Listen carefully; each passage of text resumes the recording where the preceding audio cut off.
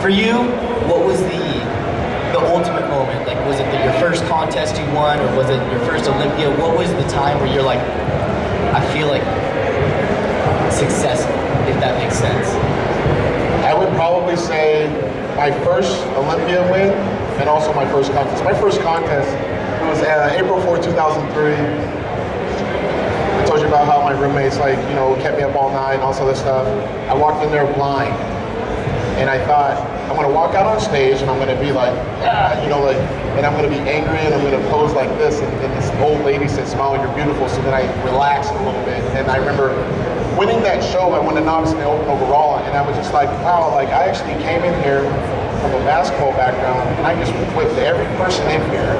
And actually, Gabe Cutler was the guest poser at that show, and I will always remember that because I'm still thinking I shouldn't be winning this.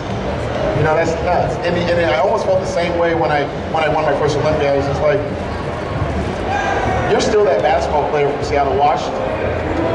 You know, and now you're being named as the best bodybuilder on the planet. And you beat actually one of the greatest bodybuilders in the history of our sport. So I would probably say that the Mr. Olympia trumps everything. My first one.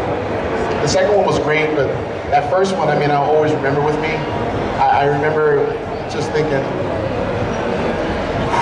like, I finally did it. No one can tell me that I didn't accomplish my goal. I did it. Regardless if I ever win another contest in my entire life, I did something that no one in the history of bodybuilding has ever done, coming from basketball to become Mr. Olympia. And there's also only 13 of us. So that was like the coolest thing in the world. I mean, it still is to this day. I tell my best friend who's standing over there, and we laugh about it all the time.